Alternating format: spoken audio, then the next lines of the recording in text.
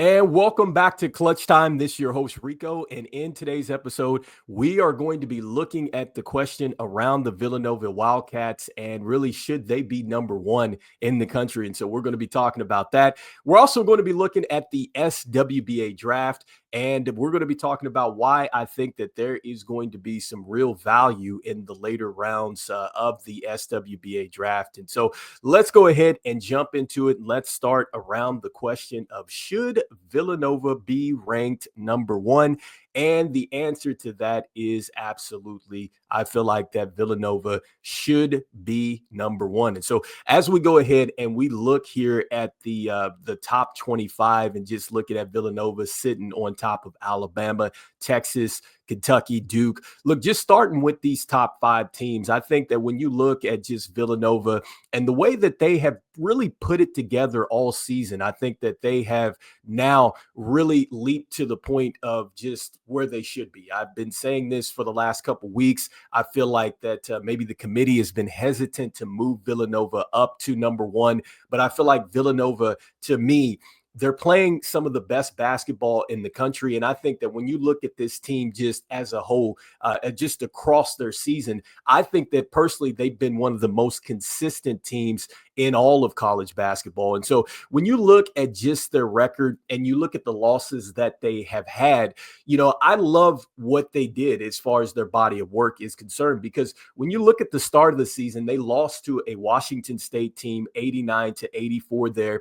One could look at that and say, really, Washington State? But here's where it is. So the Kansas State game, they come back, they win 111-76 there. So a great win. But this is what I really love about this team. And so they lose to Stanford 68-67. They come back, they lose to Texas 82-63. And then after that, they go off and they start winning a ton of basketball games. They don't lose again until they face Butler. And so one could say, look, they have had some bad losses, but I love the fact that this team was only 1-4.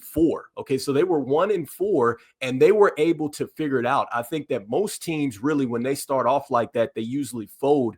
And that just tells me a lot about this Villanova team. The fact that they were able to go ahead and say, look, we have still got a great basketball team here. Let's focus on the next one. They go out there and they take care of business. And look, some of the wins that they picked up along the way, they were some great wins because you got Miami. I know Miami had a slow start, but they were last year's national champion. Then they got North Carolina. Look, they got Houston when they were pretty hot. They got Maryland. Like, they got some good wins along the way. And I just think that this team has been battle tested. And I like the fact that they are led, I think, by I think one of the better freshmen in the country. He might be the best freshman in the country, and I think you can maybe put him in the running maybe for one of the better players in the country, as far as an award is concerned. But it's been Justin Bell. I love the fact that Justin Bell has been nothing but spectacular for Villanova. And I like the fact that he is just clutch. I mean, period. And I think that he's gotten better since, I first got a chance to broadcast his game, hit a clutch shot to take Villanova home. And that's just generally what he's done for this team. He's been a calming effect on the offensive end. And I think quietly, he's actually one of the better defenders too as well. And so, look, he's averaging 16.2 points a game. I love the fact that as a freshman, he's already shooting 39.3% from three. I'd expect for that to go up. And he's playing the most minutes on the team. And so you just love his shot creation. You love his jump shooting ability, the intangibles that he has. But really, I feel like with him leading, this Villanova team can really do just about everything. And I think that one of the things that's been very underrated for Villanova, it's been their bigs. And so especially with what you're getting, from Lovejoy, I think that he's been pretty spectacular as a center for this team and as a sophomore, because what I love most about him is not the fact that he's averaging the 15 points a game and the 7.4 rebounds a game, but when you look at his three-point percentage at 30%, that is not bad. I just talked about the fact that Justin Bell leads this team at 39.3. And so, look, that tells me that Lovejoy, he has a lot of potential here. And I think maybe he's just really scratching the surface. And I think that generally when you look at this time of the year, when it starts to become winning time and you start to talk about hoopsteria, this is where players take it to the next level. And I think that if you've been playing at a high level and you don't necessarily have that next level, that's maybe where it gets difficult for some of these teams. But I think that the best basketball for Villanova is still ahead for them. And I think a lot of people are probably going to look at that and say, no, I think that they're playing their best basketball right now. I think that they can get to another level. And this is why, look, I love Villanova so much. This is why I say, look, they are Santa Claus, man, because they're willing to go up and down the chimney. In my opinion, they're with all the smoke. They can play in any type of style that you want. They'll play half court. They'll play the fast pace. They'll play physical, whatever you want to do. It's a team that can win in multiple ways. And so this is why I think that, yes, Villanova should absolutely be number one. And I'm looking forward to seeing what they're going to do here the rest of the season. And so next up, I wanted to shift focus and I wanted to look at the SWBA draft that is upcoming here. And look, there's been a lot of talk here around the No Limits mock draft. And one of the things or topics that I saw here was talking about the Washington Wizards and what they might do.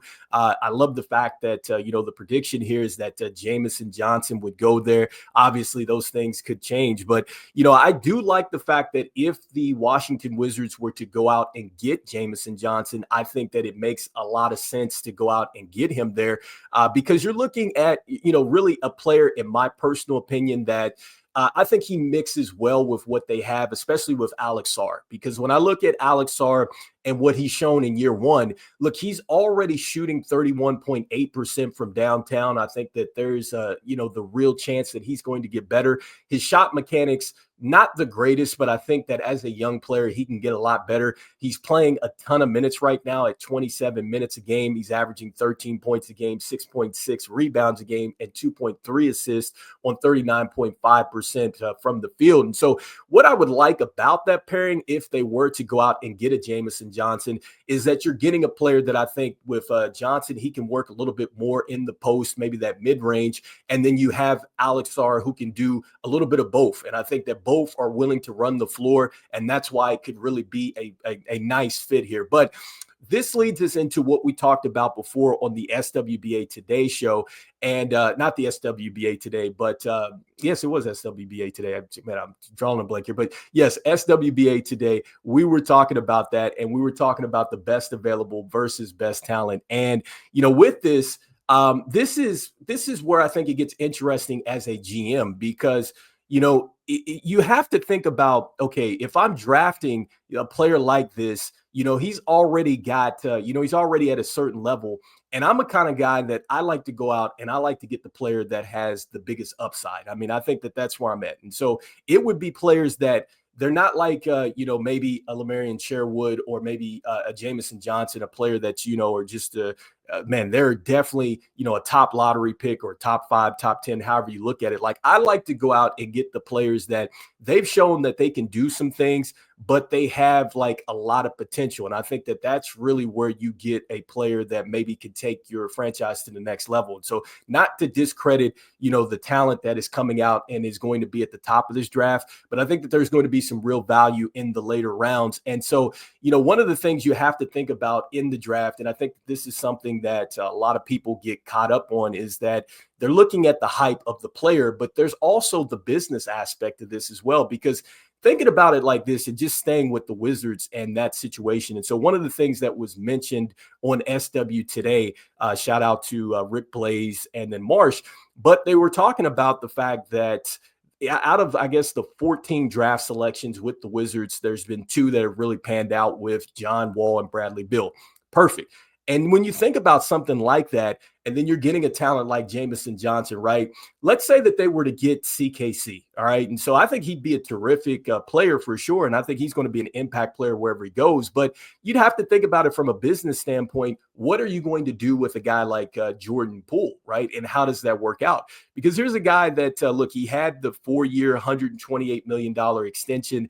And you got to think about this. I mean, yes, he's averaging 20 points a game, 4.5 assists a game, but how he does it, it doesn't necessarily translate to winning basketball. And you have to think about that when you're bringing in a lottery selection. You'd have to move, I think personally, him out of the way, right? And it's like, what are you going to do to get something back? And then also to just go ahead and ensure the player that you're getting is going to have a good runway to become a successful player. And so many different things that you have to think about as a GM here. So anyway, let me know in the comments here what you're thinking about that. Do you go with the best talent, best available? Because like I said, I think there's going to be some real value in this draft. And I think you have to look past just these first lottery picks, because I'm looking at guys like a Carl Holmes or, LaGerald Carroll out of UCLA. Like, I think that these are players that have some real upside, and I think that, yes, they maybe don't shoot the best 3-point percentage like a guy like Carl Holmes, just taking that as an example. But he's shown that, look, he can hit you or get you for 22 points a game, almost a double-double. And so I think that at 6'7", he has the ability as a wing player to really expand his game some more, become a better rebounder. And I think he also, too, can become a better jump shooter. It's all going to be about just getting in the gym and putting in the work. And so that's a player that maybe he translates a lot better at the SWBA level than what your players are going to translate like that are going to be in the lottery here. So let me know in the comments what you guys are thinking. And as we always say, see the game, be the game. I will see you guys on the next one. All right, peace.